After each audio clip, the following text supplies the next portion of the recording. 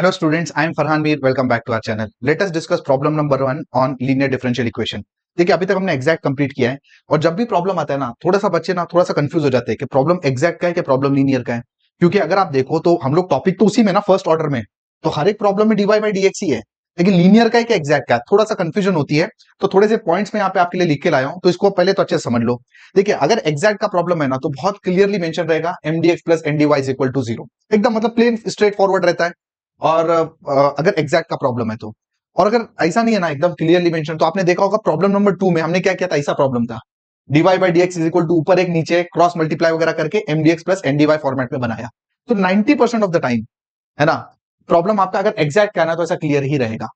ठीक है, और अगर ऐसा कुछ मिक्स है, dy इधर है dx उधर है, ऐसा कुछ तो भी मिक्स है ना, तो जनरली प्रॉब्लम आपका ना लीनियर का ही होता है। एक पॉइंट तो ये हो गया।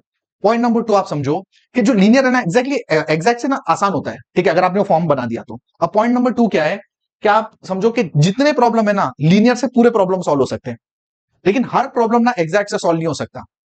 क्योंकि हमने जो इंटीग्रेटिंग फैक्टर के जो रूल्स पढ़े ना, और भी रूल्स है मार्केट में लेकिन हमने नहीं पढ़े, तो हमको तो लिमिटेड नॉलेज है एग्जैक्ट का। तो लीनियर से पूरे प्रॉब्लम सॉल्व होते हैं, तो इसके लिए अगर आपने लीनियर अप्लाई कर दिया ना तो प्रॉब्लम पक्का सॉल्व होता है। लेकिन फिर वही बात है कि एग्जाम में ना ऐसा सजेस्टेड रहता है कि प्रॉब्लम एग्जैक्ट से सॉल्व करना है कि लीनियर से सॉल्व करना है, जो पेपर चेकर रहता है उसको। इसके लिए वो लोग भी ज्यादा ना कंफ्यूज नहीं करते बच्चों को, क्योंकि ऐसा प्रॉब्लम डाल दिया जो एग्जैक्ट से भी सॉल्व होगा, लीनियर से भी सॉल्व होगा, और दोनों से इक्वल एफर्ट लगेगा ना, तो बच्चा किसी से भी करेगा, तो उनके पास भी रिस्ट्रिक्शन रहती है। इसलिए वो लोग ये करते हैं ना, अगर एग्जैक्ट से करना है ना तो सिंपल सिंपल बता देंगे कि एग्जैक्ट का प्रॉब्लम है, नहीं तो क्या करेंगे ऐसा करके लीनियर कर देंगे, क्योंकि लीनियर से तो पूरे प्रॉब्लम सॉल्व होते हैं। ठीक है, अब तीसरा पॉइंट क्या मालूम है, एक आइडेंटिफिकेशन के लिए बता देता हूं। अगर किसी भी एक ब्रैकेट में या किसी एक तरफ, देखो जैसे ये ब्रैकेट है, ठीक है, अब इस ब्रैकेट में ना y तो बिल्कुल भी नहीं है, सिर्फ x है, तो ऐसे केस में ना प्रॉब्लम ना जनरली लीनियर के होते हैं। मतलब हर एक टर्म में अगर दोनों इन्वॉल्व है x और y के, तो जनरली प्रॉब्लम एग्जैक्ट के बनते हैं। लेकिन अगर सिर्फ x के फंक्शन हैं या अगर सिर्फ y के फंक्शन है ना, तो प्रॉब्लम लीनियर के बनते हैं। ठीक है, इसमें एक और पॉइंट अगर मैं आपको नोट करूं, तो एक और पॉइंट भी आप इसमें नोट कर सकते हैं, और वो पॉइंट ये है ना कि अगर आपको सिंगल x या सिंगल y दिख गया ना, तो अगेन सिंगल x, और तो इस केस में क्या होता है पता है, लीनियर के चांसेस बहुत बढ़ जाते हैं, क्योंकि लीनियर का फॉर्मेट तो आपको पता है ना, dy by dx plus py is equal to q। तो देखो आपको सिंगल x और y भी दिख रहा है, इधर भी दिख रहा है। ठीक है ना, तो कहीं ना कहीं ये पूरी जो चीज है ना वो हिंट देती है एक तरफ कि ये प्रॉब्लम लीनियर बन सकता है। तो चलो अभी इसको अपन शुरू करते हैं प्रॉब्लम नंबर 1 को। तो सबसे पहला तो कॉन्सेप्ट बताओ क्या है। आपको पता है dy बाई dx, और मैंने सबसे पहली चीज क्या बोली कि dy बाई dx के बाजू में क्या होना चाहिए, 1। तो dy बाई dx के बाजू में क्या है, 1 माइनस एक्स स्क्वायर। तो अपने को क्या करना पड़ेगा, सबसे पहले ना ये पूरी इक्वेशन को ना डिवाइड करना पड़ेगा, किससे, ये वाला टर्म, बेसिकली ये वाले टर्म को पूरी इक्वेशन से डिवाइड कर दो। क्यों ऐसा हम कर रहे हैं, इसलिए कर रहे हैं ना क्योंकि अपनी प्रायोरिटी क्या है, प्रायोरिटी है कि dy बाई dx के बाजू में 1 होना चाहिए। अब यहां पे क्या आएगा, प्लस 2x डिवाइडेड बाय, है ना, ये देखो 1 माइनस एक्स स्क्वायर आ गया, और यहां पे डिपेंडेंट वेरिएबल आपका y आ गया। ठीक है, इक्वल टू राइट साइड में अगर आप देखो ना, ये देखो x root of 1 minus x square upon नीचे क्या आ जाएगा, 1 माइनस एक्स स्क्वायर। अब देखो क्या ये प्रॉब्लम आपका मेरे को बताओ, dy by dx plus py is equal to q के फॉर्मेट में आया क्या। देखो ये तो dy बाई dx है, डिपेंडेंट वेरिएबल आपका क्या होना चाहिए, y, है ना, डिपेंडेंट वेरिएबल आपका होना चाहिए, ये देखो डिपेंडेंट वेरिएबल आपका y होना चाहिए, यहां पे डिपेंडेंट वेरिएबल y है, नीचे कौन है, x है, तो ये आपका क्या बन गया, p। जो भी डिपेंडेंट वेरिएबल के बाजू में रहता है, फंक्शन इन x रहता है, वो p है, और ये क्या आपका बन गया, q। मतलब ये इक्वेशन बिल्कुल एग्जैक्टली उसी फॉर्मेट में आ गई, dy by dx, therefore equation is in the form dy by dx plus P Y is equal to Q. अगर ये आपको सब कुछ मिल गया ना, तो सबसे पहले अपने काम करते हैं, इसको कंपेयर करके ना p और q को हम अलग कर लेते हैं। p बताओ क्या है आपका, p इज इक्वल टू, ठीक है, ये देखो जो भी y के बाजू में p है वो आपका रहेगा 2x upon 1 minus x square, और q क्या है आपका, जो भी राइट साइड में, and that should be function of x और कांस्टेंट, एंड राइट साइड में क्या है, देखो इसको आप काट भी सकते हो, बोलो क्या आएगा, x अपॉन, है ना, देखो ये रूट है, ये इसमें से अगर इसको आप काटोगे तो नीचे आधा बचेगा, तो नीचे क्या बचेगा, 1 minus x square raise to half. तो आपका p रेडी हो गया, आपका q रेडी हो गया। सबसे पहले आप क्या निकालोगे, integrating factor. Now the problem is sorted, इतना कुछ अभी इसमें बचा नहीं है, e raise to integration of p dx,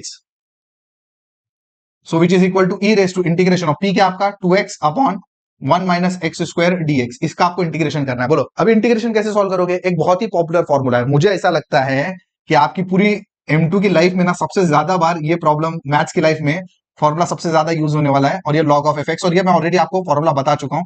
तो ये फॉर्मूला भी अपने को ना इधर अप्लाई करना है, ठीक है। तो बढ़ते हैं आगे।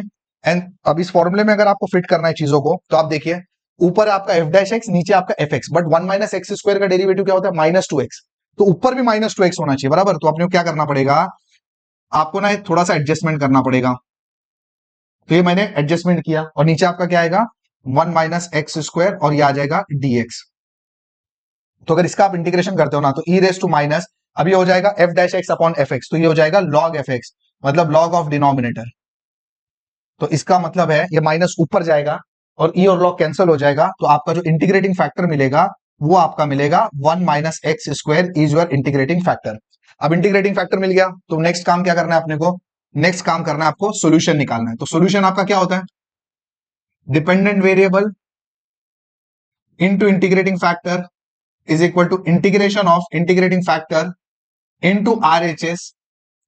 अब dx आएगा कि dy आएगा? क्या आएगा? अब q किसका फंक्शन है? q x में है ना, इसलिए आएगा dx प्लस c। अब इस इंटीग्रेशन को सॉल्व कर दोगे तो आपका आंसर आ जाएगा। डिपेंडेंट वेरिएबल क्या है आपका? डिपेंडेंट वेरिएबल क्या है? देखो ना, डिपेंडेंट वेरिएबल आपका y है, बराबर। तो y आएगा इधर। इंटीग्रेटिंग फैक्टर आपका क्या है? डॉट इंटीग्रेटिंग फैक्टर है, देखो यहाँ पे आपको ऑलरेडी निकाला हुआ है, तो आएगा 1 upon 1 minus x square is equal to integration of integrating factor into q। अब q क्या आपका है? देखो q आपका ये वाला टर्म है, बराबर। तो ये आएगा x upon 1 minus x square raise to half and dx plus c। बस इसका इंटीग्रेशन करोगे काम हो जाएगा, क्योंकि लेफ्ट साइड में तो कुछ नहीं करना है, लेफ्ट साइड में तो इंटीग्रेशन ही नहीं ना, खाली इसका इंटीग्रेशन करोगे आपका काम हो गया, विच इज इक्वल टू, तो ये आपका x अपॉन नीचे आ जाएगा 1 minus x square raise to 3/2। देखो रेस टू 1 है, रेस टू हाफ है, तो हो जाएगा raise to 3/2 into dx plus c। अब इसको इंटीग्रेट करना है। अब इसका फॉर्मूला भी आपको अगर याद हो तो ऑलरेडी मैं इसका फॉर्मूला आपको बता चुका हूं। क्या है भाई फॉर्मूला, याद है क्या? इसी के साथ ही फॉर्मूला मैंने बताया था, और फॉर्मूला आपका क्या है? Let me write it down the formula, and the formula is integration of F dash X upon F X raise to N dx is equal to F X raise to minus N plus one upon minus N plus one. अगर आप 12वीं के बच्चे हो तब तो इस चीज के लिए ना आप सब्स्टिट्यूशन के थ्रू जाओगे, लेकिन अब जब इंजीनियरिंग में हम आ चुके हैं तो अपने को क्या करना पड़ेगा? एक एडवांस स्टेप करने का। ये फॉर्मूला याद रखना, ऐसे 3 फॉर्मूले मैंने दिए थे, ये दूसरा और तीसरा फॉर्मूला है, इसको यूज करेंगे, इंटीग्रेशन सॉल्व हो जाएगा। अब फॉर्मूला अप्लाई करने के लिए ऊपर एफ डैश एक्स नीचे एफ एक्स होना चाहिए, तो 1 माइनस एक्स स्क्वायर का डेरिवेटिव क्या होता है? Minus 2x। तो अपने को सबसे पहले ना इसको एडजस्ट करना पड़ेगा। तो एक काम कर लेते हैं, माइनस आप बाहर ले लेते हैं, integration of minus 2x upon 1 minus x square raise to 3/2। ये एडजस्टमेंट मैं क्यों कर रहा हूं? इसलिए कर रहा हूं ना ताकि वो फॉर्मूला लगे अपना, और फॉर्मूला जो इंटीग्रेशन का जो फॉर्मूला है वो लगे, इसके लिए हम लोग यहाँ पे एडजस्ट कर रहे हैं। अभी देखो ये एफ डैश एक्स हो गया, ये f x raise to n हो गया, तो इसका हो जाएगा f x raise to minus n, ये देखो minus N plus 1 upon minus N plus 1 plus c. Therefore left side का तो है वो तो एज इट इज रहेगा, 1 माइनस एक्स स्क्वायर, है ना, इक्वल टू, अब ये अगर देखोगे माइनस 3/2 प्लस 1 कितना होता है? Minus half. तो बेसिकली ये और ये यहाँ पे कैंसिल होने वाले हैं, आपके पास क्या बचेगा? ये बचेगा minus 3/2 plus 1 is minus half, मतलब in short 1 upon 1 minus x square raise to half, in short 1 minus x square raise to half, और आप उसको रूट भी लिख सकते हो, plus c is the required solution for this particular problem.